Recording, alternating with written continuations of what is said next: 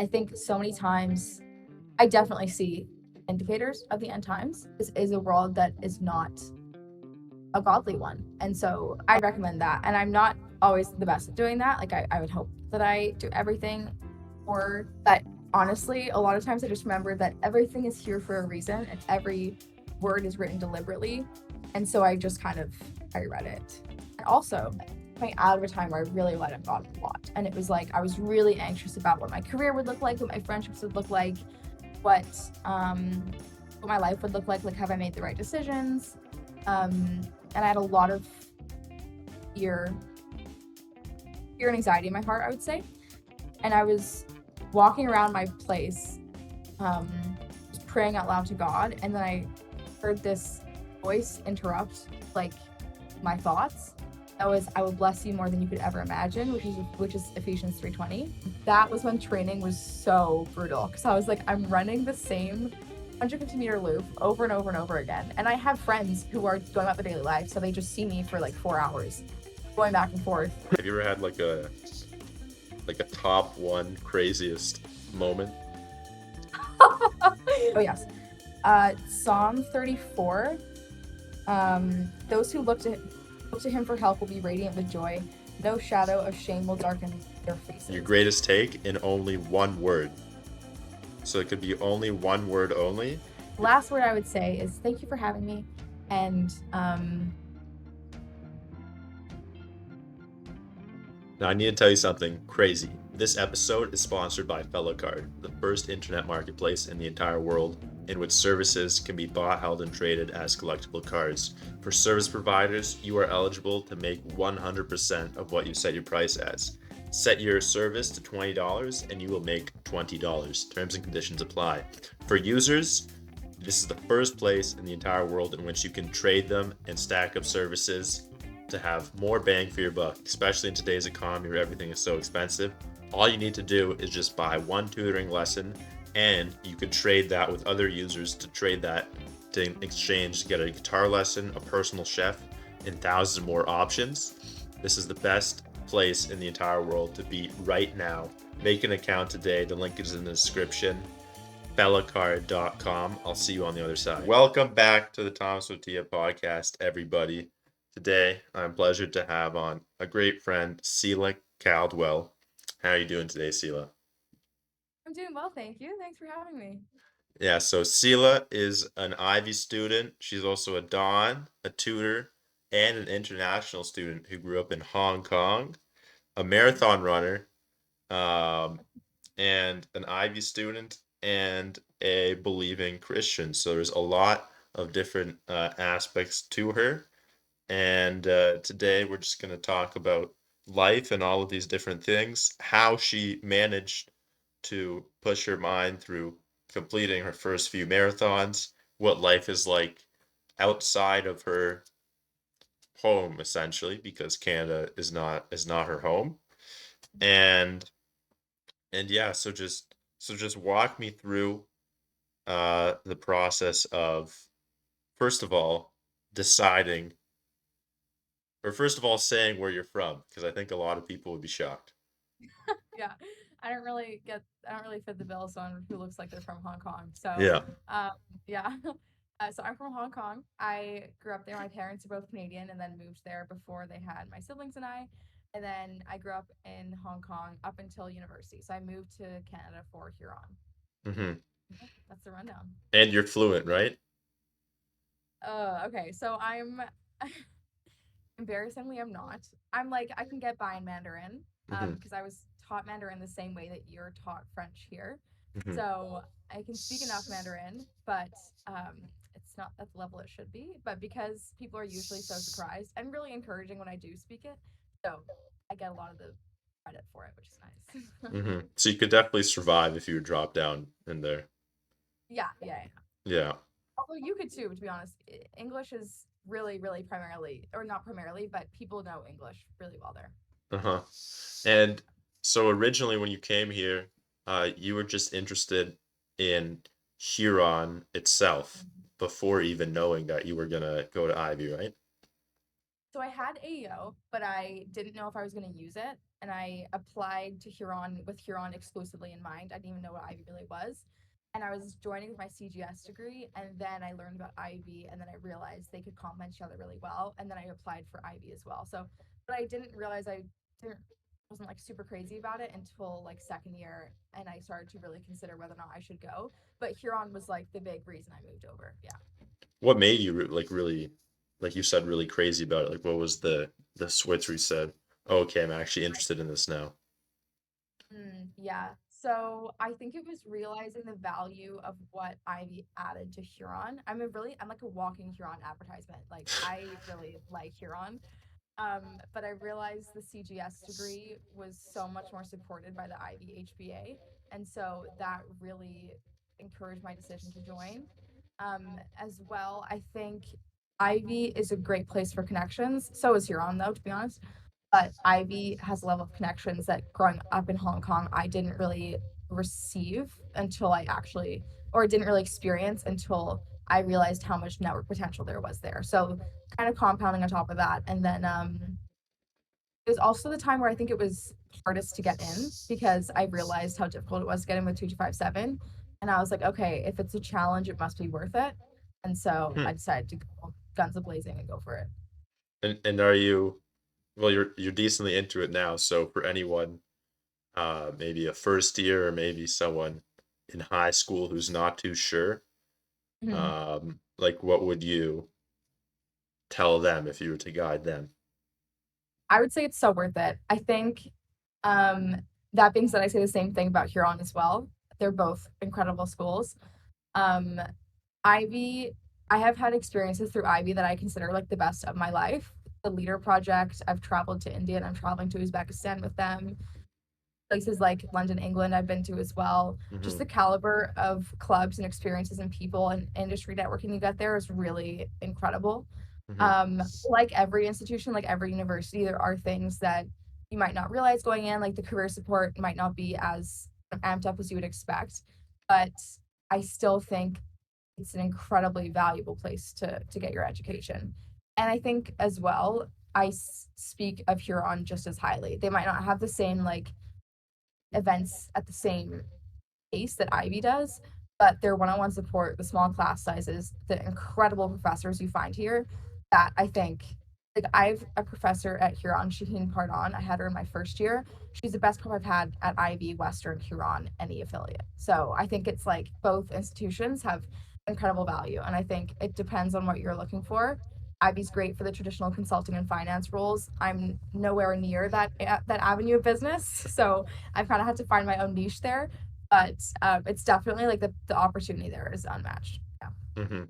And yeah, I would say it is really similar with the small class sizes with Huron and Mhm. Ivy Yeah. because I'm not too sure, like people realize is how large like traditional university classes are. For example, a Yeah. main campus class on Western, it's, it's like five theaters of Yeah. rows, which is Yeah. very, very different than what you get at Huron, which is, I'd say max 50 students per class, Yeah. or and sometimes it's a lot less than that. But Ivy is even more unique in the sense that you have the same people in every class, Mhm. right? Yeah. Yeah. Yeah. And I heard from different people who are in it that it's how they make it fun is that there's different house challenges. Yeah. If you could, what is that? Yeah, so you have your section and you're with for your HBA1, you have 8 a.m. to 1 p.m. with your section every single day. Like it's set seating arrangements and everything. So you really get close to the people around you. And then you have events, like we had movie nights, PowerPoint nights, stuff like that. And then you have challenges like the Ivy Cup and then you have donation drive challenges and stuff like that. So you really create a section culture within the section you're with. Hmm. Um, I will say the value, I have made some of my close friends at Ivy from branching out of my section. So it depends on what you do and how much you apply yourself, like any school. But it definitely like it makes it easier that your like group that you're with every day is just like every class is together. So you really get to know the same people, which is nice. But how did they manage to take you guys to like India and Uzbekistan? Like how did Right. that work? Okay, so that is part of the leader project. That is like tied with Dawning as the best choice I've ever made for Hmm. university. Maybe in general. Like it's been such a privilege. Life in general. Maybe in general. Like maybe not actually. I made some other positions I'm pretty proud of, but it's up there with like my top experiences that I've done. Um, so with India, it's or with the Leader Project, I'll go with Leader first. So the Leader Project is a project at Ivey that coaches entrepreneurs across the world using the Ivey case-based method. So we have 7 or 8 sites, I think. And then last year, I went to India because it was a bucket list country for me well before Ivey. And so I went to India and I taught entrepreneurs, some corporate representatives, a lot of undergrad students, kind of the basics of entrepreneurship with the case-based method at Ivy. So we did they call it a mini MBA, which is pretty generous, but it's kind of advertised as that. Hmm. And so it's like marketing, new venture, pitching, ops, finance, like the whole thing in a 2-week span. And so I went with the leader project there, and it was myself, another HBA, and then 2 MBA students. And then you go, you teach, and then afterwards I traveled with 2 of my friends who were teaching with me. We Hmm. went to we were teaching in Bangalore in the south of India, and then we went up north. We did the Golden Triangle, and then afterwards, I solo traveled for a week and a bit in the south of India again. So Like it was, backpacking? yeah, Oh yeah, wow. it was a blast. It was so fun. Yeah, I went camping with my friends for one of the first times last summer, and Mhm. backpacking definitely is on the bucket list. Yeah. And so solo, so like you just found a Yeah. forest and you just put a tent there and you just like hopefully there's no animals, or how did that work? But like I went like backpacking, like from hostel to hostel kind of thing. Like Oh, okay, okay. tours and backpacking. Yeah, I wasn't like camping, but we That's did like still, some yeah, I still have the same spirit of it. yeah, definitely like out on your own, figuring out the world kind of thing. I almost missed my flight back to Toronto. It was super fun. Yeah. We almost missed the flight so many times that trip. I don't yeah. Um but yeah, it was a really good time. And so for an HBA student, you get to be in leader for 2 years. So I'm also the impact co-lead for leader. So I am part of the committee that analyzes survey data to really make sure we're actually making the positive impact that we want to in the places we're going. Hmm. So participants, site partners, actual leader at IB students who go. So I analyze like the data with my team, and we kind of work on that over the school year to create a report. But that's like the back end stuff. The actual traveling stuff is went to India for 2 weeks, and then this year I'm going to Uzbekistan, and I'm so excited. So yeah, that's the So it's yeah, so it starts off as like a mini exchange program, but then on top of that, you're also trying to like positively impact wherever you're going, and then yeah. they give you like a week of just like free roaming. So it's the objective is to go and like the bottom like the package we kind of get is like we go and we teach for 2 weeks, and it's like Monday to Friday, very traditional teaching week. Oh, you're Teach for a couple teaching. hours. Oh yeah.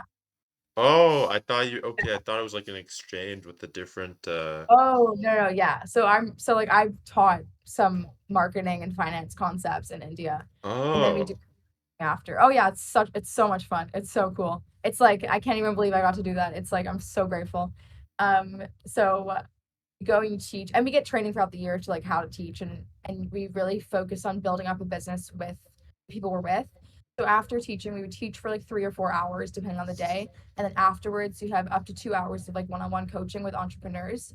You kind of bounce ideas back and forth, and like the client does the work. Like they are really the ones building up their own business, but we're there as a springboard. We ask questions, and so we kind of work on that with them. And so it's teaching and then coaching, and then that's like a traditional 2 week period. And usually, like the site partner, I was the Jane Launchpad in India, and they were absolutely phenomenal. Like they showed us around the city, stuff like that. And then we had a weekend trip where we went to Goa, India, which was phenomenal. Amazing. And then afterwards we traveled around. So like the package that you get is like you go for 2 weeks with a weekend trip in the middle, Hmm. but afterwards you usually have that's like when else you're going to be in India. So you travel around anyways. Yeah. Yeah. So it's Is it like students or you're mentoring business owners? It's a bit of both. So it's primarily we marketed to entrepreneurs. And so Hmm. in India, we had like 70 to 80 students. It was quite a big turnout. The majority were university students who were entrepreneurs. We had some corporate representatives from Mercedes-Benz actually as well who were there, which was super cool. We're like, hey guys. And then we had entrepreneurs. We had one entrepreneur who had been trying to start a business for around 40 years and just like business after business. And then by the end of the course, he had partnered with another company and they were starting up their own venture together and it's been going really well. So that was really cool. And we get kind of, and he was in his 60s. And then we had our youngest was a girl who was 13 years old. Hmm. So we had mother-daughter duos, we had kind of any range. So anyone who's encouraged to be an entrepreneur or wants to learn more about it is welcome. And then along with that, we have undergrad students who are just interested, and then corporate representatives, things like that. So Hmm. really, we're opening it up to primarily entrepreneurs, but as many as we can, and then that kind of goes from there. Yeah, what an honor to like help someone who's been trying for 40 years, and then Yeah, you go it was there, like and then yeah, and then and it finally starts. exactly. And that was barely even us. Like we were just the only thing that we did was getting everyone in the same room, and then that connection was made without us even doing anything. But being in that space with so many motivated individuals was like I could barely believe it. It was like yeah, honor is a great way of putting it. It was an honor. So with all of this, like what's the like long-term trajectory for you? Good question. So I am not super sure. I'm really passionate about access to education, which is why leader is like one of the my favorite things I've done. So that as a personal cause I'm really passionate about. In terms of career wise, I would love to work either at somewhere like the World Bank or the UN and really making it like a difference, potentially philanthropy wise. Um, At like a global scale. yeah, maybe. And Maybe. then Maybe I'll maybe change the world. Yeah. yeah, just we'll see.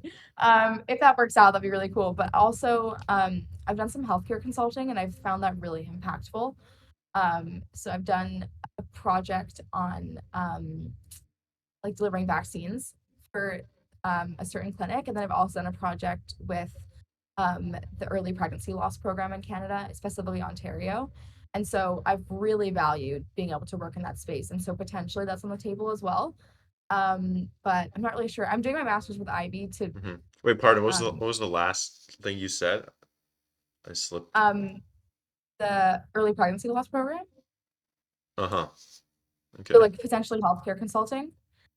And then so maybe that, but I'm doing my master's with Ivey.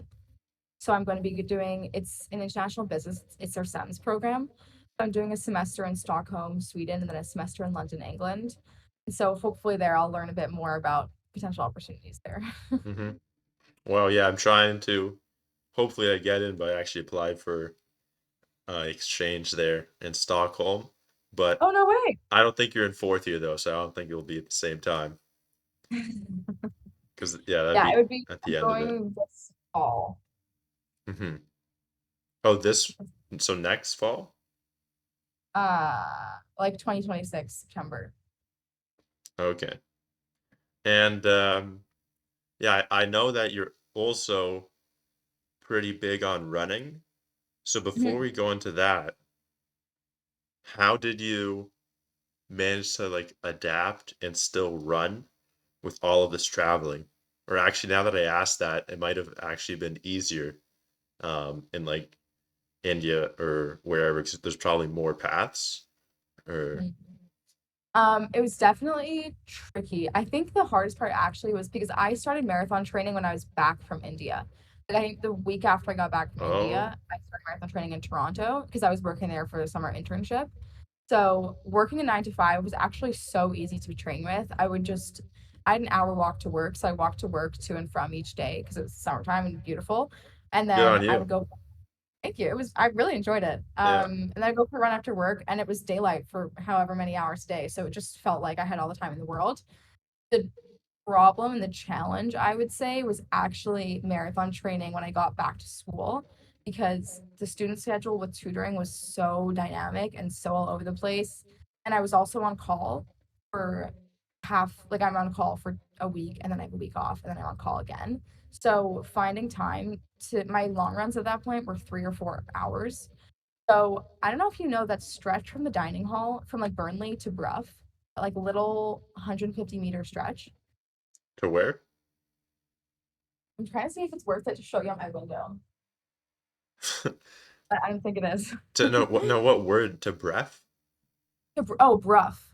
Bruff. Bruff House? Brofdale? I'm trying to pull it up on. No, it's pull it up on my maps here. If this oh hold on.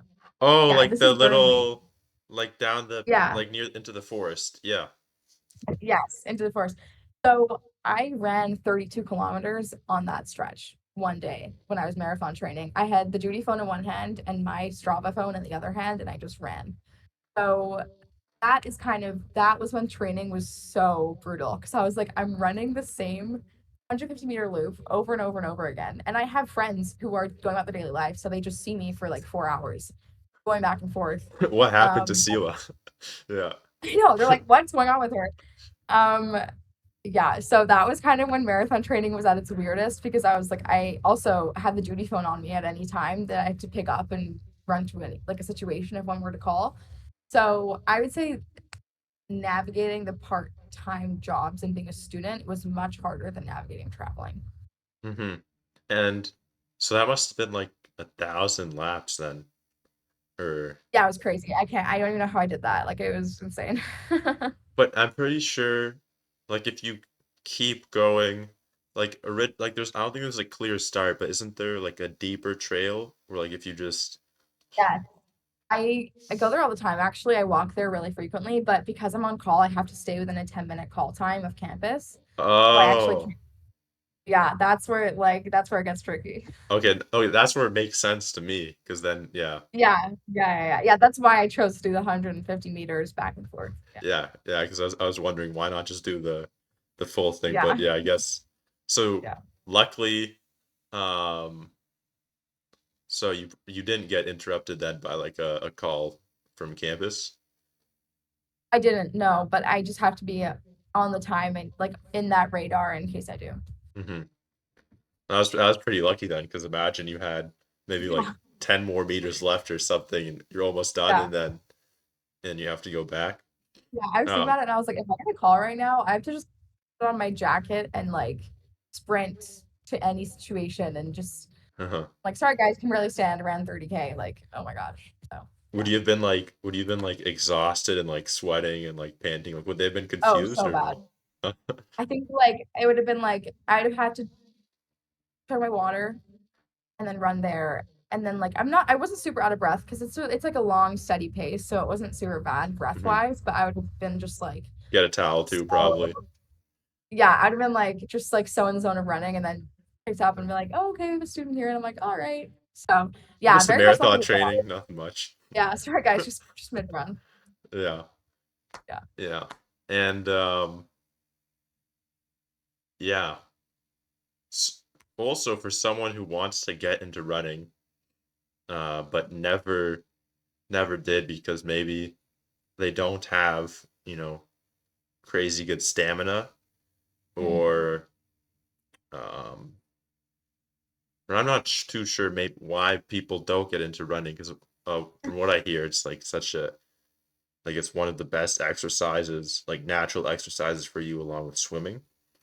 Um so for someone who already made the mental switch that they do want to start, or actually no, even before that, what would you say to someone who like maybe is on the fence about it? Like Yeah. how would you um like what would you say to them where they think maybe they should start, but if just left to their own devices, they'll just be thinking until they die. It's fair. There's a couple of different strategies I think. I grew up running in middle school and high school, so I like You're natural. actually yeah, like I just kind of knew what it was like to run. But I did take long breaks from running and then getting back into it. I was super sorry. I was super anxious because I had set this like crazy bar, and I think online, especially in social media, you see this crazy bar. Oh yeah. But I think yeah, like consistency is just the most important thing, even if it's walking. Like, I really enjoy going on walks, and I do for hours at a time. And even if you're worried that your base fitness level is not enough to kind of maintain more cardio for that long, go for a walk, and then your legs will get used to it, and then maybe try some running. Like, it really, running can be anything that you want it to be. Hmm. You can try going with friends. That's really helpful too, making it a bit fun. But if you just want to start small and be consistent, is the biggest thing. Like, even if it's like a kilometer, you start with a kilometer run, you run for the full kilometer. Hmm. Maybe in 2 weeks you'll go to 2K and then 3K. Like, people think a run has to start at 5K. It really doesn't. Like, whatever you want it to be, any movement is better than no movement. And then you can go and maybe run a kilometer and go for a walk. Like, Hmm. when I was first marathon training and getting into the longer distances, a friend of mine told me, she was like, you can just run, like walk 10K and then run 20K. Just get your legs used to that movement. And that's kind of an extreme example, but if you are able to make it to what you want it to be, Hmm. and if it's not that, like it doesn't have to be a super intense thing. I think consistency is the most important thing. So So it kind of, walking actually really helps a lot. yes, I think so. And I think if you're looking to train for time and you're looking to stop walking, that's totally fine, but it doesn't have to start that way. Hmm. Yeah, do Have, whatever works for you. have you ever reached, I think the term is, or I'm not sure if it's Runner's called high. runner's high.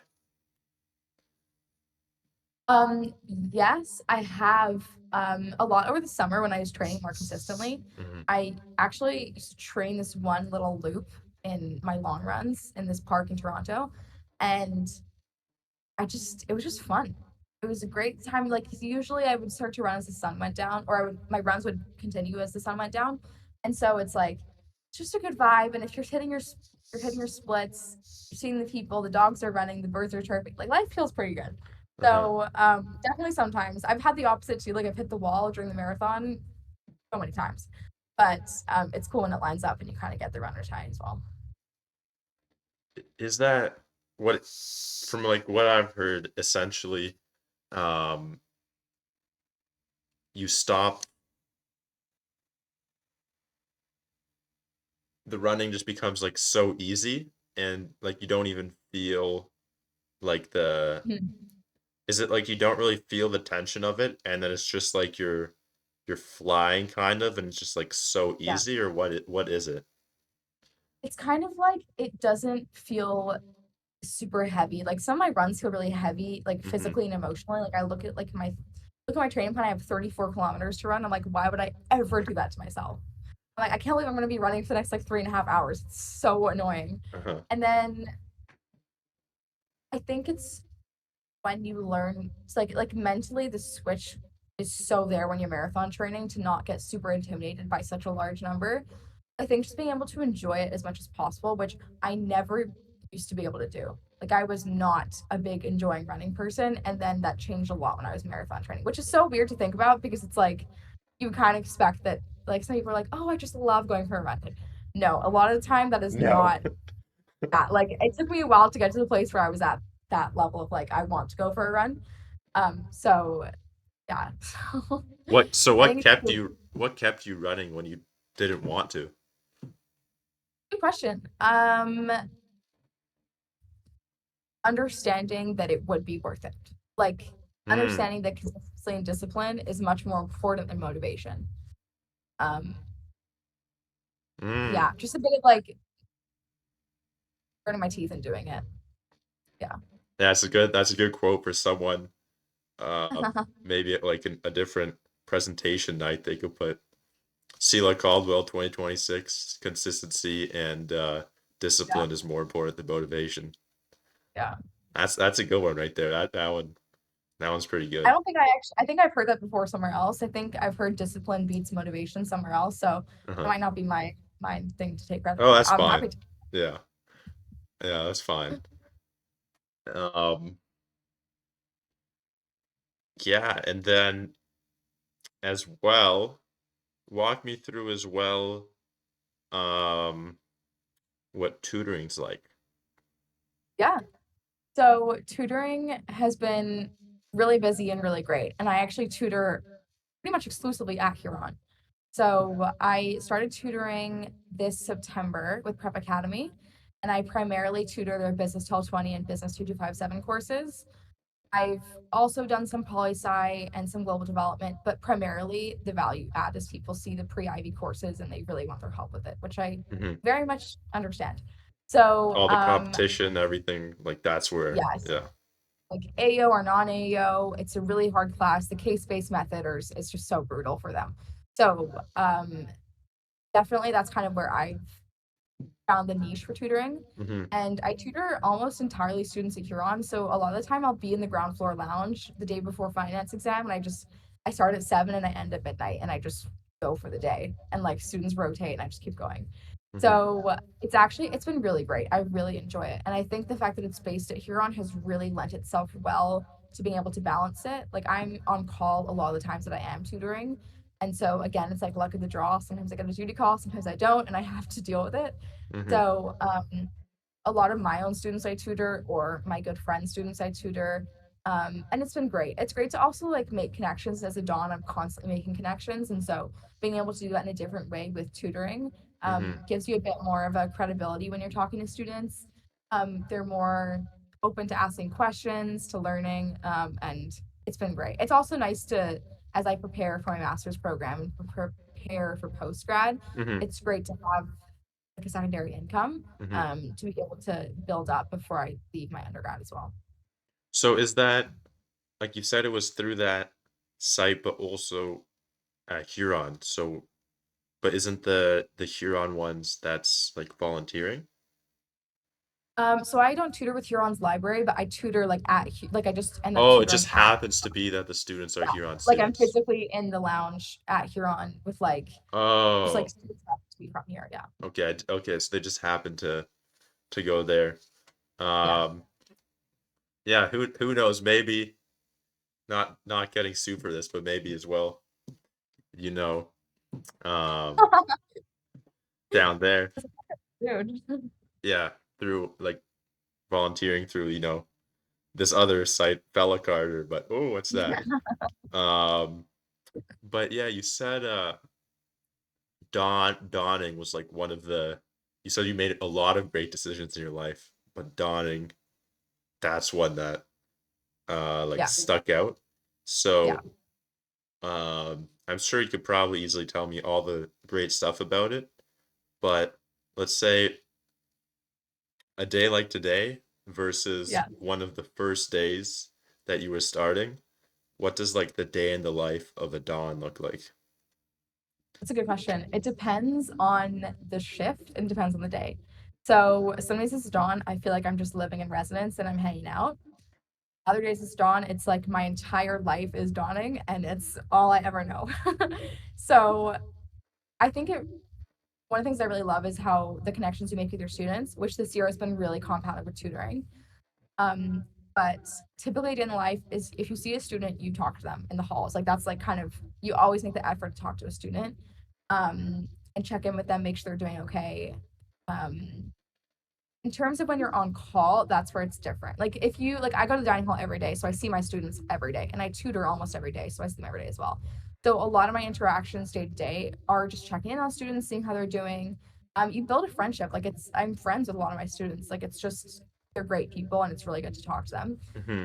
And so So it's really part of it, bonding. So it's really bonding. yeah, yeah, it's just being present. Like it's I get some questions sometimes where people wonder like what it's like to be a Dawn and work with first year so often and like deal with situations. And the way I kind of look at it is life in first year continues as it does with every other year. You're just going through a different stage. And so if you're able to just kind of understand, like a lot of people with dawning, the situations you run into frequently in residence, as you probably know, is students drinking in residence.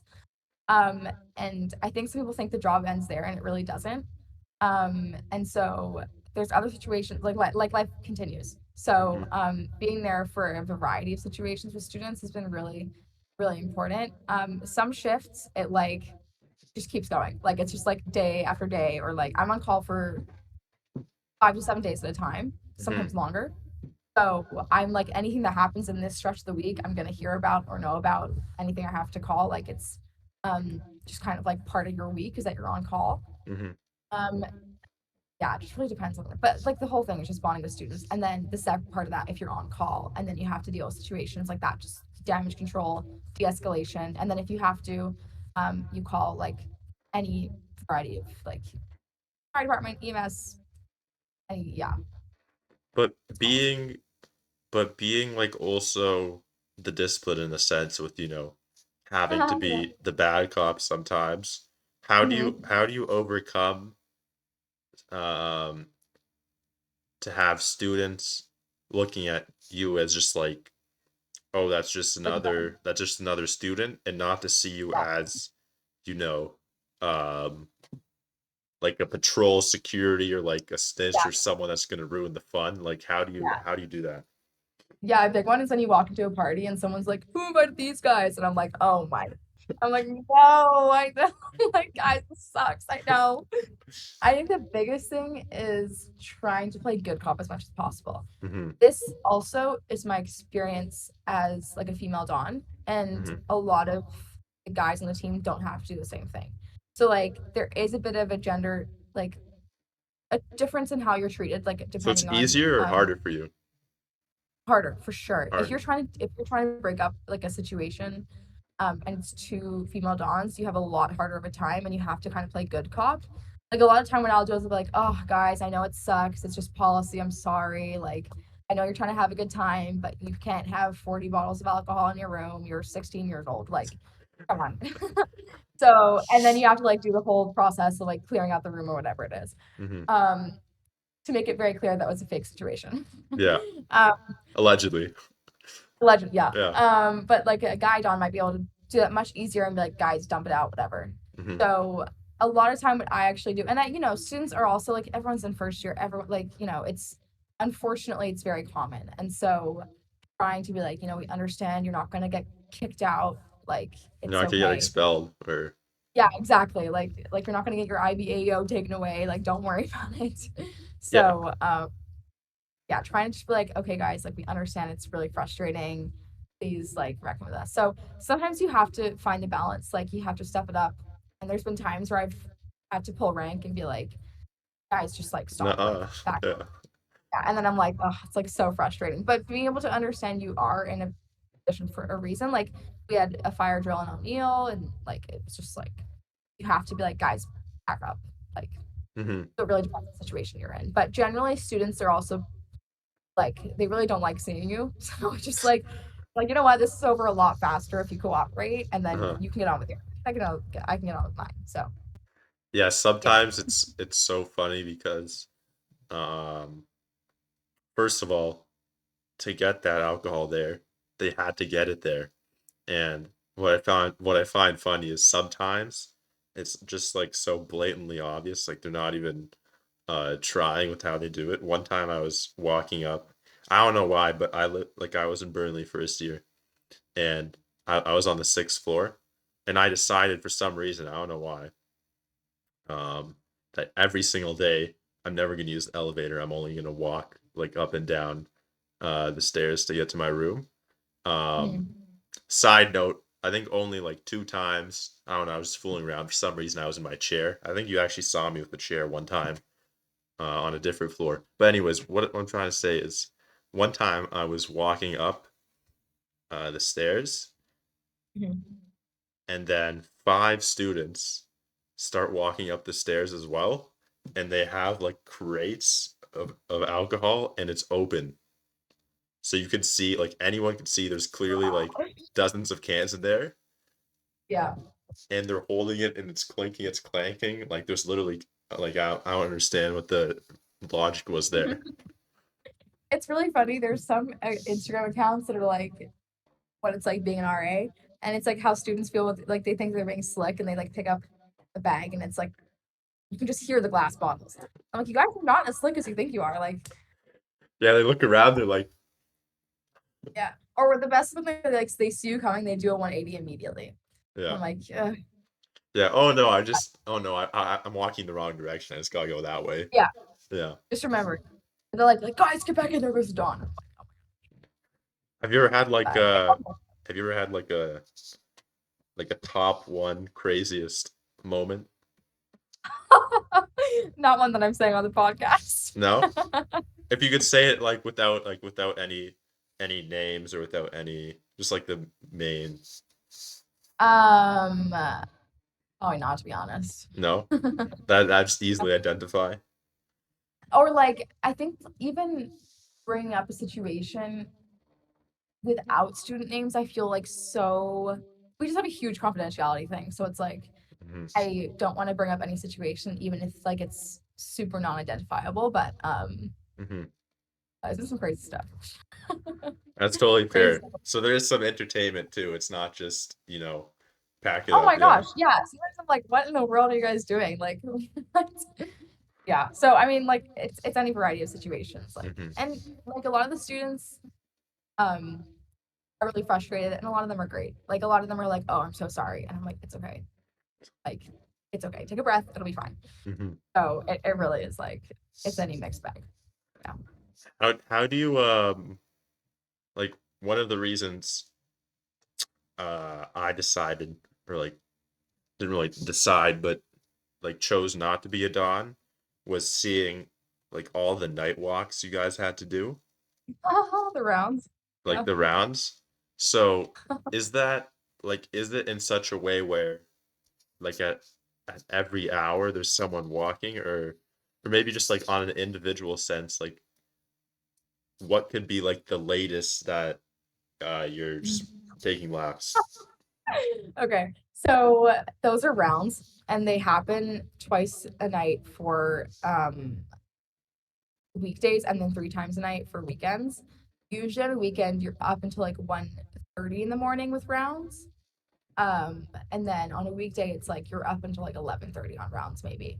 But it just takes like it's just like a half-hour walk depending on which buildings you're on. Hmm. It really like that isn't too bad. Now I actually really didn't like rounds. I Uh-huh. didn't like how it interrupted like for sure like this times in your night.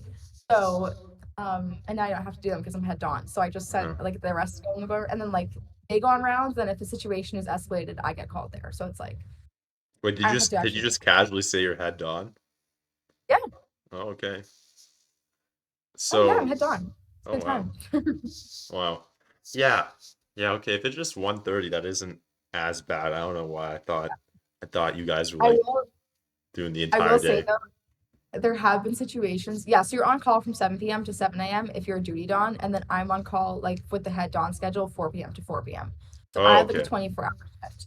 And that is just like when the duty dawns are on duty, like I get called if there's something that's like escalated, or if they need help with anything, or if they need a decision made, anything like that. Hmm. But when they're not on duty, I get like the call for anything that happens. So Hmm. that's kind of the structure that works for that. Hmm. But on other duty shifts, I've been up all night, to be honest. Like, you got a call to something in the city. Like, I've had like midnight to 6 a.m. situations. I've Oh, had like okay. 4 hour situations. So, like, any luck of the draw is kind of like sometimes you just have to be like, you know what, for the job, I have to stay up all night and deal with this. Which also, Do you like, have a Dom buddy with you for like those really late ones? yeah, so you deal with situations in pairs and you always have your on call there. So, I think there's been a couple where I've been approached by students when I've not been on duty, and it's been a situation where I'm like happy to handle alone. But generally, you at least have either a duty pair and on call, but like anything that happens in residence, like your on call will know about. Hmm. Yeah. Hmm. Yeah, yeah, maybe for someone considering it, it doesn't seem that bad. Like the only thing is sometimes you might lose some sleep, but in terms of like uh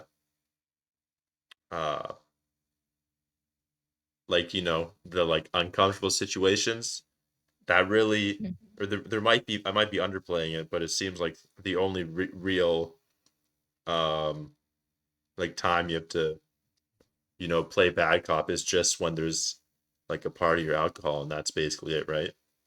Yeah. And there's other stuff that comes up, but a lot of times you're able to, you don't have to be bad cop in that stuff. You just have to help a student. Hmm. Like And that is like, personal situations. yeah, anything like life, Hmm. any situations that happen in life happen in first year. Hmm. And so being able to also be there for those situations is like a very different type of dynamic and energy. But you're also just like able to embrace that, and like we have trained to make sure we're able to support students. So So do some people that is see you as a mentor? Like they ask you like, what am I doing with my life or something like that? I've had a lot of students wait by my door or knock on my door for like help with 1220 or classes. And then I really enjoy learning about like the students' lives and what they're up to. And I think it's really great to be able to talk to them. And so getting asked questions I really like. And we can just talk and chat and like I'll just see what they're doing. So it is Hmm. nice to like build a rapport and then get advice. And if I'm a mentor, that's awesome. If I'm just one they go to for help, that's great too. Like anything that they need support for, and then I'm like super happy to be there for. Has anyone ever came to you with like a situation, maybe they're thinking of dropping out or something and they ask for your advice? Um,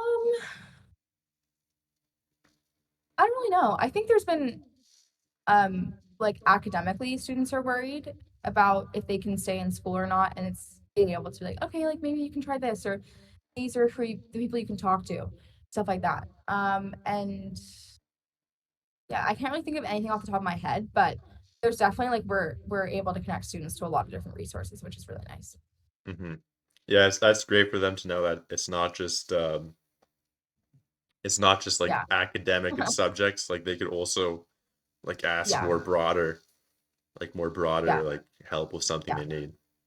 Yeah, and if we can't help, we can direct you to someone who can. We have like we have 2 weeks of training for the Dawn job every year, and a lot of it is spent like making sure you know how to direct students to the right resources. Like we work with wellness really closely, especially around exam time, so if students are really stressed. So yeah, Hmm. Sounds that sounds great and amazing. And then also as well to tie all of these aspects as well, like how has faith played a role in like into your life up till today? yeah. Um, Great question. It's been, I hope, and I think it's been like the foundation of everything I do. So It's great. The Rock. yeah, thank you.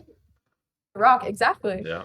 Um, So I grew up in a Christian household and have had a very positive like church community growing up. And so I was actually a miracle baby. Testimony What's time. that? I'm a triplet, and I think you knew that. I'm a triplet. No. Oh, you didn't know that? Oh yeah, I'm a triplet. Okay. Right here. Oh wow. Triplet, older brother. He got married a few months ago. So Oh wow. big things going on. Yeah. Yeah. Um, Now the timer's ticking for the next up. yeah, exactly. Yeah. So I'm a triplet and we were born 3 months premature. Huh. So really early. And the doctors had like the whole thing of like, we were born at 24 weeks. There's a really low chance of survival, really low chance of being able to walk and talk, stuff like that. And so we like right from the get-go had a very scary start to life. And my parents grew up like they're Christian as well. And so we had people praying for us like across the world. It was actually like really, really touching. And so my sister in particular was told one night, like they were said, she's not going to make it through the night. And the next day when she did, the doctor said we cannot medically explain why she is alive. To be honest with you, to my parents. And so that was kind of like, so even growing up, we were just very aware that like we, by the grace of God, had survived from like being born so early. And now, and all three of us have like we're happy, healthy, thriving. And that was kind of like growing up, we were very aware that like we had God's grace over us. And it's been like the foundation of everything I do. There's a verse that says, let everything you do be for the glory of God. And I really try to emulate that in my everyday life. And so things like choosing Huron, even as an example for university, like I felt like there was such a small class size, such a personal way to make a difference. And I really felt that I was being called to a place like that where I felt really embraced. And things like the Dawn team. On the Dawn team, a lot of the Dawns are also Christian, and we have like a Bible study as a Dawn team, and we go to church together every Sunday. and stuff like that. I really try to make sure that I am able to represent Christ and represent my faith to the best of my ability. Things like marathon training, I fundraise. I have epilepsy, and so some of my loved ones do as well. And so I fundraised for epilepsy during both my marathons for research and fundraising for Epilepsy Southwestern Ontario and Epilepsy Canada to try and hopefully bring light to the issue and to let everything I do be done like in love as well. Trying to think of other instances. I think lots of it is just everyday life as well. And I think as well, like looking on paper and kind of talking through each of these experiences, it's really easy, even for me to look and be like, wow, like God has had so much favor on me. And I'm like so unbelievably blessed. But like with anybody, there has been valleys as well. And the like I have felt so clothed in God's love and his presence by the people he's given me, by the community around me, my family. Like I am so aware that I don't deserve a single like morsel. Like when we're talking about me going to India and that is because I had to teach, I don't deserve a single drop of that. And it's like purely like his grace that's been given to me. So um I hope it's the foundation of everything I do. And I really try to practice that and be rooted in prayer and scripture and everything I do. So yeah, hopefully it's in everything. Yeah. How do you manage to uh, display that as well? Because I know, especially with today, with with people being more, also with social media in general being more naturally divided or maybe a little cold Sure. or like very sensitive. Like if that one of the only like solutions is Jesus, and like the teachings, like how do you navigate that? Because maybe it would have been a lot easier like a few like 10, 20 years ago. But, like in a day like today, Mhm. um like do you bring that up? Like how do you know when it's the right time, Yeah. or does it not matter because or you know Yeah. No, that's a really great point. And it's a question I ask myself and get asked really frequently because it is it's like the biggest and best thing in my life, like for sure, hands down. So things like planting seeds wherever I go, like the Dawn Team Bible study, for example. I have a lot of friends who I know are Christian on the team. And it's like, okay, let's create an environment where we can talk about this. And then other people have been interested in like, oh, maybe I'll drop by and just kind of listen. And then it's like, that's so great that we can plant a seed and maybe introduce you to that. I think prayer is the biggest thing because people do have their own beliefs. People do have their own um, values and their own opinions towards Christianity, which is completely fair. A lot of people have been really hurt by the church as well. And so being able to respectfully bring it up, I think a lot of people in my life know I'm Christian. I think I brought it up in my Dawn interview as well. Like I'm fairly open about it. Mhm. And I good, think, good on you. A lot of people are very like shy about it.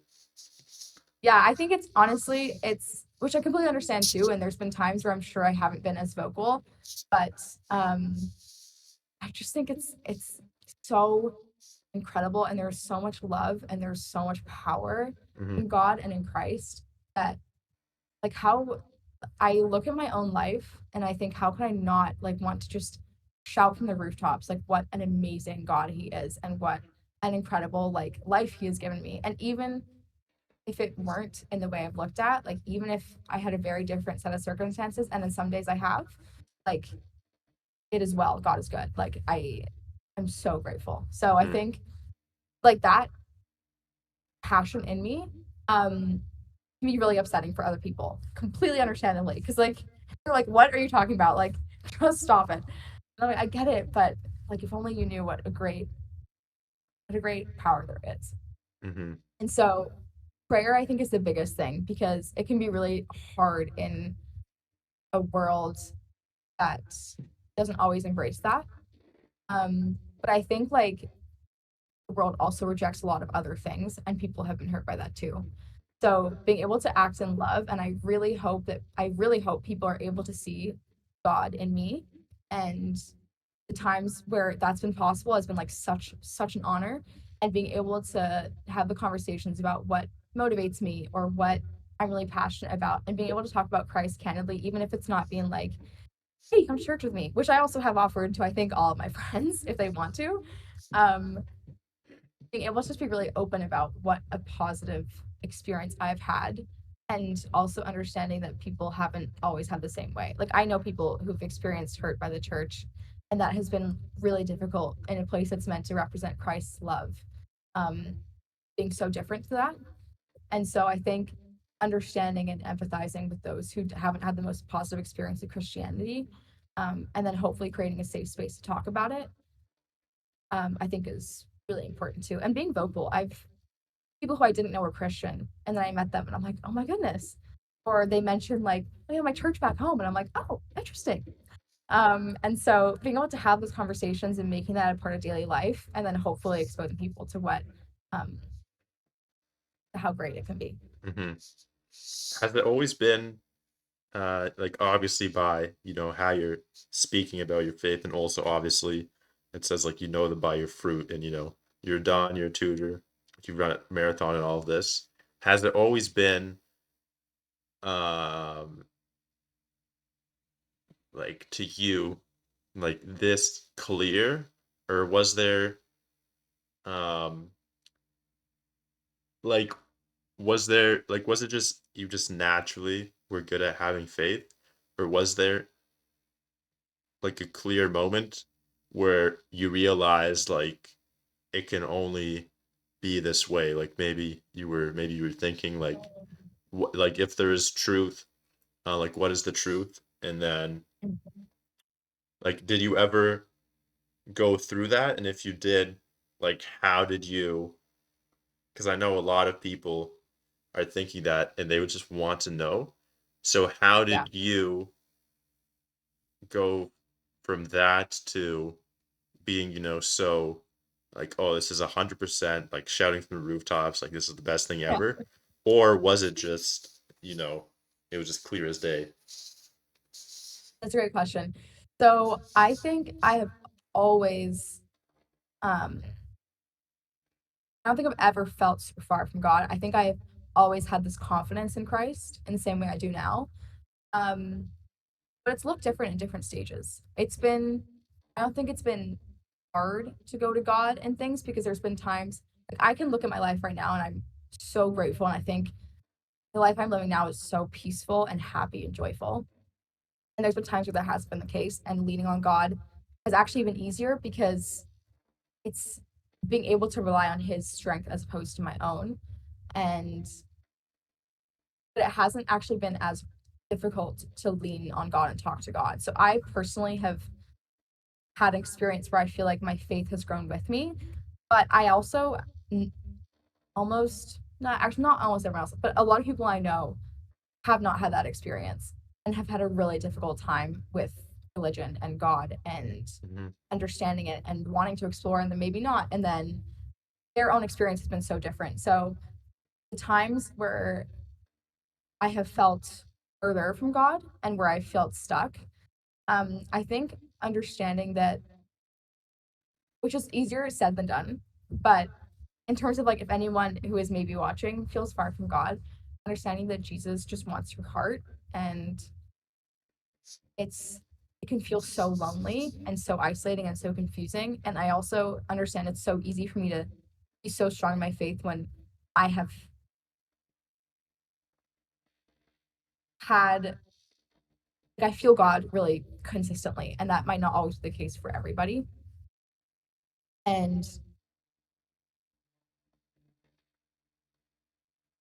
trying to talk to God can be really intimidating sometimes.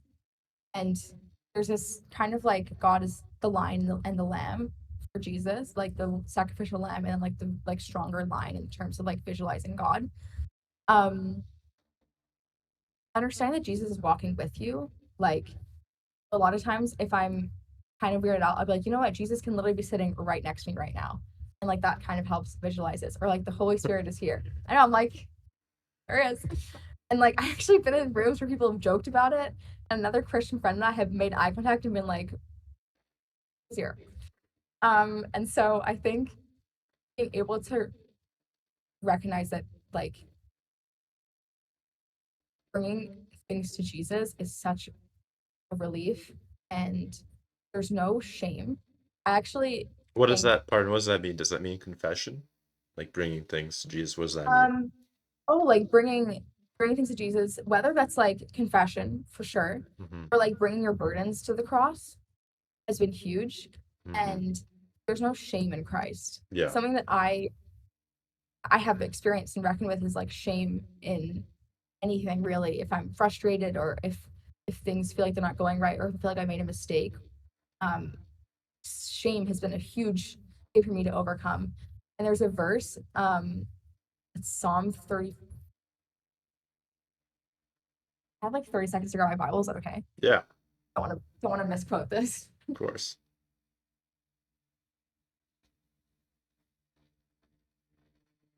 All right. Um. I got mine too right here. Oh, really? Oh, Yeah. awesome. Okay. Okay. Um. Oh, yes. Psalm 34. Those who look to him for help will be radiant with joy. No shadow of shame will darken their faces. So I think the world can make you feel really ashamed, and I've been really ashamed as well. And there's no shame in Christ. Like he's ready to welcome you with open arms, and um, he just loves you. I think people don't always understand that God loves them a lot. Mm-hmm. Nice to consider.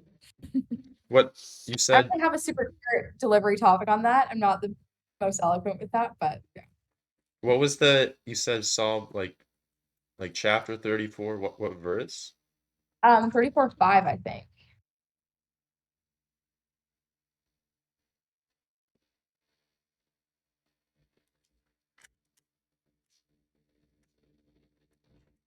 Psalm 34:5. Yes, I think so. Well, maybe mine's I have NKJV. Maybe mine's a little. What does yours say?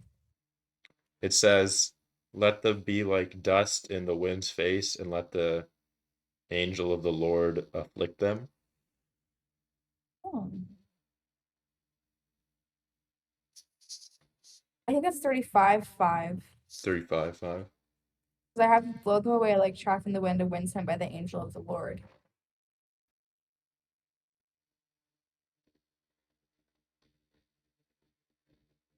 I have that here. That doesn't really make it. Wait, no, because I am curious about. So you said so Psalm 34:5. Mhm. Like verse 5. Hmm.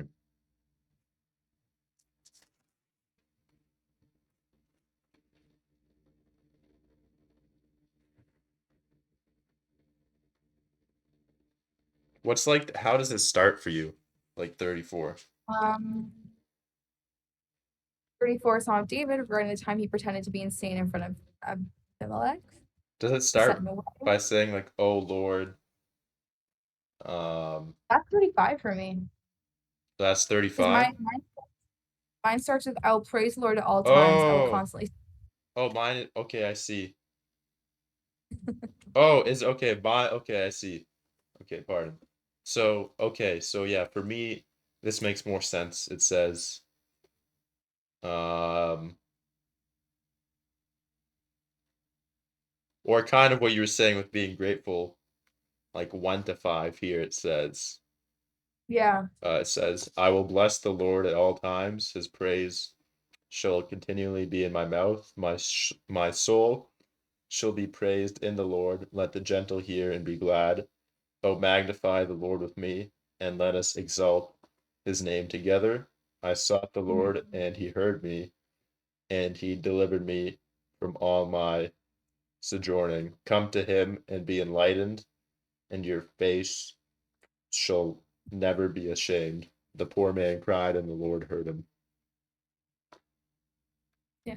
Beautiful stuff. It's always like so like clear and just Like in other Yeah. books, it's not just like you're looking at it and then just like beams of light just like radiating so clear. And yeah, so essentially, um or I guess the takeaway from that to anyone who was listening is to seek the Lord because he will hear you. And then, like as you said also, or I guess I want to misquote what you were saying, but like essentially just like whether that be gratitude or when you're far, just like put everything out there and just be open and like true.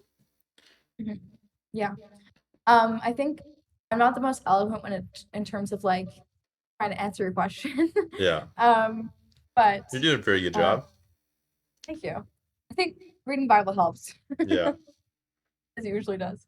Um, but um, yeah, Jesus loves you, just wants your heart, and I think laying things down, it can be really hard to bring things to God, like bringing patterns or grief or shame, even.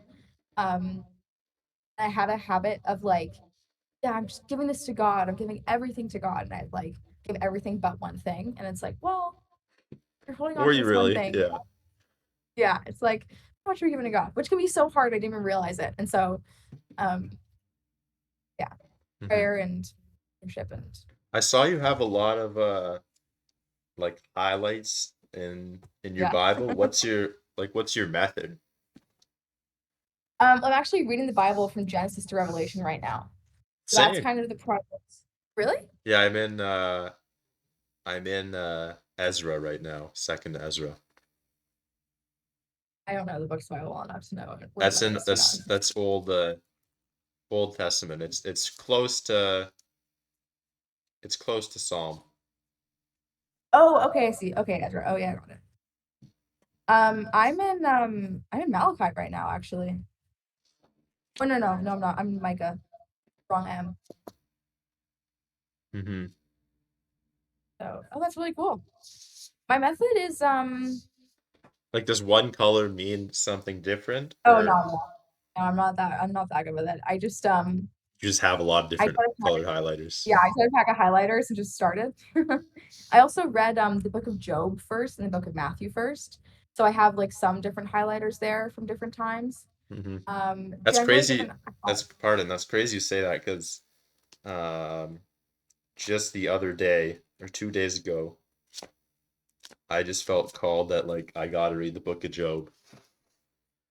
Yeah, Yeah. it's a good one. So you don't, because I know some people, um, like they say, like I don't even know how they would, but they'd make yellow. They would mean, oh, look at this, or orange, but for you, it's just Yeah. like just For any me, I highlighter. have yeah, I have whatever highlighter I have at the time because I had a really hard time getting Bible highlighters because I kept bleeding through the pages. So I just use Bible any highlighter. highlighters is Oh yeah, specific. because they bleed. So they bleed through the pages because the pages are so thin. Huh. But I do have post-it notes for different times. So usually I'll do any post-it note for anything, but in the Old Testament, if it's the prophecy of Christ, I do a blue post-it note. Um, Hmm. that's the one I have at the time. So if I see blue, it's like this is the prophecy of Christ. Uh-huh. Old Testament, and then everything else, like yeah, I just highlight. I just go for it. Before Okay. I got highlighter, like mine too. Like I underlined Job when I didn't have a highlighter yet. Yeah. Um, Yeah. it's interesting that Missing. you felt Yeah. called to read Job. Pardon? Yeah. Yeah, I actually had the same thing around a year ago. Like before I started the Genesis to Revelation, Hmm. I actually had a vision that led me really called to. And then I, for some reason, this is crazy. For some reason, I had a vision. I knew it was Job. And then I listened to a podcast about Job instead of actually reading it. And then at the end of the podcast, I was like, I literally have my Bible. Like, why don't I just read it? So, Uh-huh. Yeah. yeah, that's really Also, yeah, cool. I had something similar as well. Just the other day, I was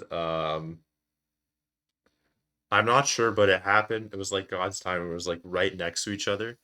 Mm, Or I think beforehand, I was thinking, because Lent's coming up, or it already might be Lent for like different yeah. denominations, and I was curious about it. So then I called someone and then asked them about it, and then or maybe it's just like the computer listening in on everything. And then I open up YouTube, and like one of the first things I see is like stuff about that, and like saying about like fasting and prayer, like back to back. But so like for your, like, that's actually very interesting, your vision. So it's just like Job or what? Like Yeah, so I had it was kind of tied in with um another message from God. So I was praying November, not November. Like I was praying around like the beginning of the year in third year. And I was coming out of a time where I really relied on God a lot. And it was like I was really anxious about what my career would look like, what my friendships would look like, what um what my life would look like have I made the right decisions? And I had a lot of fear, fear and anxiety in my heart, I would say. And I was walking around my place, just praying out loud to God, and then I heard this voice interrupt like my thoughts. That was, I will bless you more than you could ever imagine, which is Ephesians 3:20. And then in my head I saw my Bible opening, and then I saw a man in a field, and I knew it was Job. And that was like a just like what I heard from the Holy Spirit. And I was like, whoa. Because I had one like a separate vision recently, but this was like such a personal, like such a personal message and such a personal like promise from God. So I immediately researched like what that phrase was. I will bless you more than you could ever imagine. And then I found Ephesians 3:20. And then I listened to a podcast on Job, and I was like reading about it, and I was like, why am I not reading Job? And so I straight to read the Job, and it was, source. Yeah. yeah, right to the source. And so I read Job. It was the first book I read. Um, and it was great. I really, really enjoyed it. And I felt like, not to Job's degree, but in some ways I felt like I could relate to Job. And then How do you relate reading to about Job? how do I relate to Job? Was that your question? Yeah. Yeah, I felt like I had lost a lot. And I felt like I had, I just felt a lot of like the level of grief that I hadn't felt in a while. And like I felt really unsteady. And I had also been like relying on God this entire time. So he didn't feel far, which I was so grateful for. Um, and I had a lot of fear about the future. I was really worried that I had lost like a lot of things that Job lost. I felt like I had lost as well. I'd had some health stuff, and um, I just had a lot of anxiety. And then reading through Job and seeing how loyal he was to God, and also understanding that I am nowhere near as righteous as Job, and like I had not been as like loyal as he had. And then looking at the role of his friends and looking at so many different things, and then realizing um, how much he was blessed with at the end. And I have like definitely felt that. Like I feel like I've been so blessed. And even when I felt like I was in that middle part of Job where he felt like he lost so much, I was still so blessed. Like it was, I think a lot of it is heart posture. Not all the time, but like understanding that even in that time, God sent me miracles and blessings and so much faith and hope. And then seeing how good he has been on the other side as well. Like now that I feel like I'm so grateful with where I am. So yeah, to bring along once again a long-winded answer to your question. Beautiful answer. Thank you. How do you maybe it's just me being like a bit shallow, but going from like in the Old Testament where I think it's Numbers, or specifically the Old Testament, where you just got like chapters Oh, and chapters of just like this guy tabernacle and had like really that son and this son. the Um, genealogy. And I'm just waiting to get to like the Sermon on the Mount. Oh, Like, let's speed it up here. yeah, yeah, dude. That's so funny. Um, Really good question. I'd actually tried to read the Bible before and I stopped in like numbers and I was in high Yeah. school or something because I was like, What is this? yeah. And also, I embarrassingly didn't realize how long the journey was out of Egypt when I was reading through the Old Testament. I was telling my friends, I was like, this is a lot of books. I just didn't realize how much of the Old Testament. Anyways, Yeah. that's a story for the time. Yeah, like But 66 books, and majority of it is Old Testament. yeah, and how much of it was just like the Exodus out of Egypt and like the to the promised land. I think if How do you find, I yeah, how do you find meeting with like all those names? yeah. I think understanding actually I went to a church service a few weeks ago that was detailing that it was all because it was all lineage that led to Jesus. Um Understanding like the history of Christ and how he changed everything and how God calls the lowly. So part of Jesus' lineage was like, I think, okay, I really actually don't want to say that in case it's not true. But I from what I recall, Yeah. a lot of his lineage was um people who had made mistakes and sinned and turned against God. And that is those are the ancestors of the savior of the world. And looking at that and Mm. looking at what God uses for his good is absolutely astounding. So it takes a bit of foresight and a bit of like understanding that the entire Old Testament is leading up to the crucifixion and Christ. Hmm. Um, but honestly, a lot of times I just remember that everything is here for a reason and every word is written deliberately. And so I just kind of I read it. And also, in terms of like historically, there's a lot of things I've read that I've forgotten, to be honest, and my annotations are here, but that's all I have to remember them with. But I think it's a demonstration of how much Jesus changed because of what the sacrifices were at the time and how easy it was to turn from God and kind of the steps to be forgiven and the sacrifices and like the cleansing and the purity and so many things here were a lot harder and how Christ was the ultimate sacrifice for us to rely on. And I think it was such an emphasis on how much Christ changed everything. And I think like I'm kind of flipping through like my Deuteronomy right now. Um and it's cool seeing like prophecy of Christ as well. And then also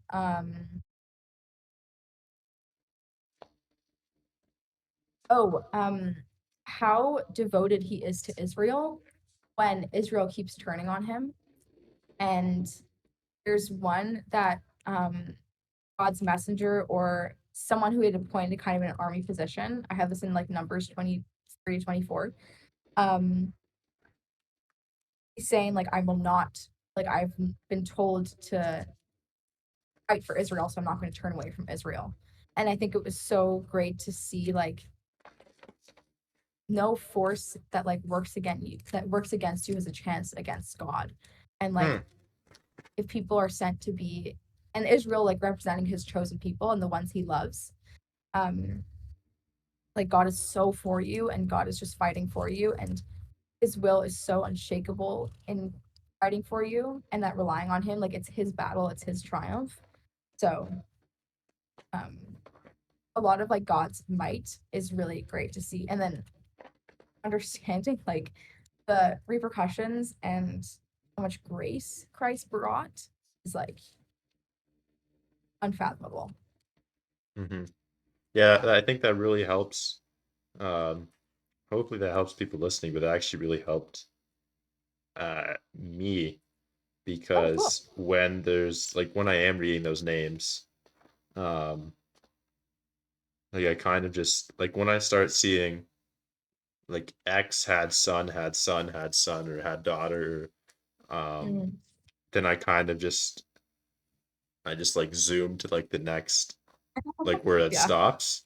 Um, yeah, but yeah, I think that is a good point that like if it is in here, like it is the holy word, so it has to be in there for reasons. Yes. So I think yeah, I yeah. will try next time to just like really read that because I guess how you said as well with like the like Exodus, where you said, "Oh, it's so long." Like I think Mm. maybe one of the points of that is to see like even across all these generations, um, like it just helps instead of saying like there were thousands before him and like this is the bloodline, like you actually are shown it. So I think Mm. there could be beauty within that. So yeah, I really felt like the Holy Spirit right there was guiding you when you said that, and Oh, thank you. that was very eloquently said and actually helped a lot. Thank you. So cool. Um, one I think thing, as well. yeah. Oh, sorry. Go ahead. No, you go ahead. But I just thought, as well as you're speaking, like God promises Abraham that his descendants will be as great as the stars, and like reading through each of these lineage is like Oh, one more promise that he's been granted by having this like long line uh-huh. of branches. Okay. Yeah, it's like fulfilling the the prophecy. I think also not too sure, but I remember seeing an image where it says like all the prophecies revealed in the Bible, Mhm. where it's Oh predicted yeah, this books, and it's just like infinite yeah, loops. Um, yeah. one thing that I think is really important, um, especially today, where you know we're blessed to be in Canada right now, um, Mm. with like all you know these wars and rumors of wars, which you know is referenced in Revelation, and with some people saying the end is near. Actually, it always says in the Bible, it says like it will be soon, and like Jesus will come. Yeah. I think it was. I'm not too sure exactly how. Don't want to butcher, but it was saying like don't start doing something bad because like you know you'll have tomorrow or something, because then like Jesus comes and then he catches you in the act, and then you know there's weeping and gnashing of teeth and all of that. But Mhm. essentially, um, with all of these like things that are playing out in the world right now, with all these different groups and countries going at war with each other, all the crazy stuff happening, it could look like the end is more and more near, especially for anyone who's read Revelation.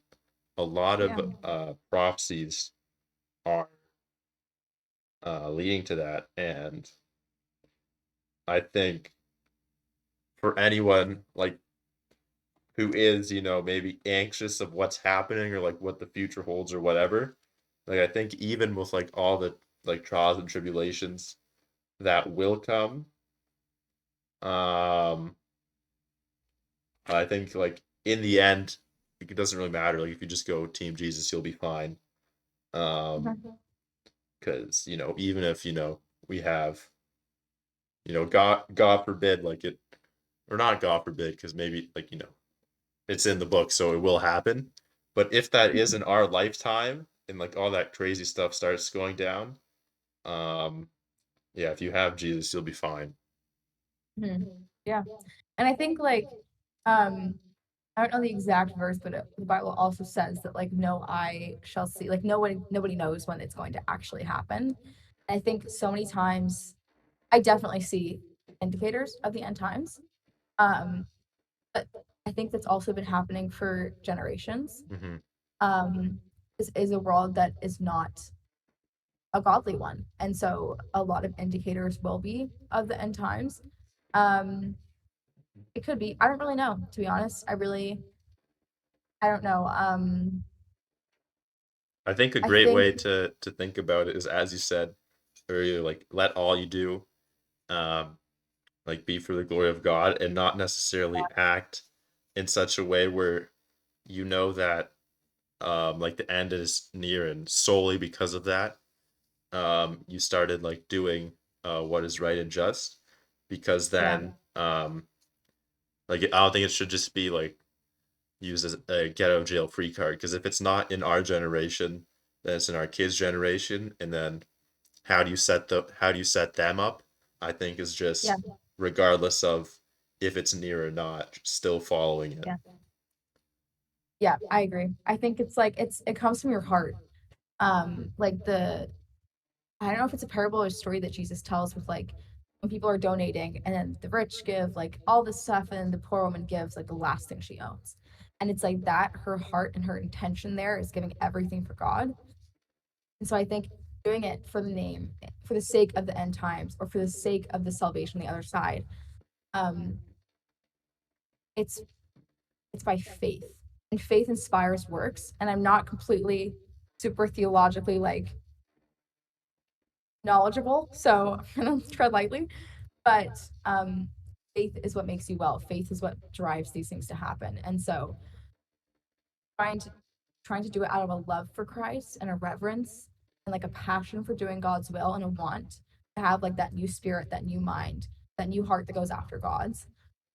Doing it for that motive as opposed to the end times or the the new life. Um, I think that's I'd recommend, which is so much easier said than done. My gosh. But um I'd recommend that. And I'm not always the best at doing that. Like I would hope that I do everything for love of the Father and acting like Christ. But that's just prayers on the own. Yeah, I think that's a beautiful point to end there. Before I ask, um, like I ask this one question at the end of every podcast episode, so that for anyone who did stick to the end, because um, most people they fall off like halfway through or wherever. Um, like so, kind of just for those people that stuck to the end and hold this entire conversation. Or actually, before I ask that, is there anything else you feel like compelled you want to say, or anything we should have touched upon? I don't think so. I think we covered a lot. Like running through the topics that we talked about at the beginning. My only shout is that the Dawn team is great. Another part of the Dawn job that's amazing is you get to live with your best friends, and it's the best time ever. We played cards last night, so that's my last shout out to the Dawn team. Mhm. Yeah. Yeah. And then, yeah, also as well, um, if you who's listening are interested in starting to run, you could find Sela on Fella Card. I'll put like the animation up here offering running coaching. So if you want to, get into that, spirit of running as well, make an account and you can, see if Sela would be a good fit for you. And also maybe down the line, if like they allow you as well to offer tutoring, and also the As a other review things. contract. But yes, essentially, I ask this at the end of every like every episode is like if you could tell, like the entire world just like one thing only, like your greatest eureka, your greatest like philosophical or like there's this one thing you want people to take away. Um, and by the way, like when you do end up saying this, then the episode like ends right there. Okay. And before you say it, just like explain. But essentially, if you could tell the world one, like just one thing only, your greatest take in only one word. So it could be only one word only. You're like everything Okay. summarized to one word. For example, some people on this podcast have said start, some have said Jesus, some have said I. That'll Um, be mine. um, before you say your word, um, kind of like foreshadow it a bit and say and like explain your choice without saying it, and then say it, and then the episode ends. That's a really, really great ending. Yeah, Okay. We should log in on this. I was gonna say lock it. Jesus. Yeah, Okay. You have yours? mine. I think when I did do some but they weren't as like entertaining when it was just me. Without a guest, I have said some, but this should be that shouldn't I can't. that shouldn't influence your like it should be your message. Yes. Um,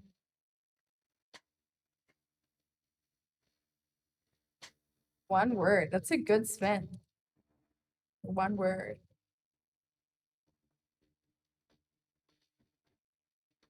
I was gonna say Jesus, so I have to find a new one now.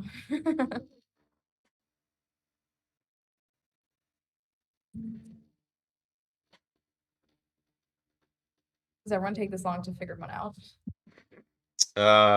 No, but I love how you're looking through the Bible though for inspiration. Yeah. I think it's one thing for the whole world to hear. Mm-hmm. But remember before you say it, Yeah, like like I'll explain. explain it. Yeah. It's a good ending for a podcast. Um, yeah, I'm gonna go with my instinct. So, um, how do I explain this without giving it away in the like first second?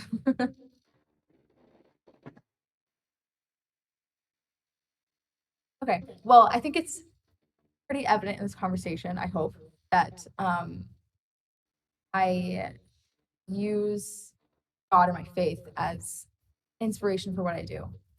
And for others, they do the same things that I do in the same places, walk the same paths, and that isn't their motivation. And that is just we just end up in the same places in different ways. And I think I will say, besides from it's as I'm talking about what I have achieved, and it's been really great to go through like my experience and topics, and thank you as well for like giving me the chance to chat about it because it's been really fun, truly. Um, my my peace and my comfort and my like grief and everything has been surrendered to God, and I cannot even explain how much the Prince of Peace has transformed my life, and I've walked with God my whole life. So it's been like the biggest blessing ever. Um, for any for all those who are weary and burdened, laying this laying anything at the feet of Jesus is so powerful. And for those who aren't, I think in Matthew it says, I'm gonna take time again. I think he said my burden is no, I better find the actual verse. My yoke is easy to bear and the burden I give you is light, is Matthew 12:30. I think it has been my why and my everything. And I Jesus doesn't promise an easy life, but he promises one with him. And I cannot recommend enough laying at his feet. And he loves you very much. And it's been really the most powerful thing ever to have his love and guidance in every step. So the last word I would say is thank you for having me. And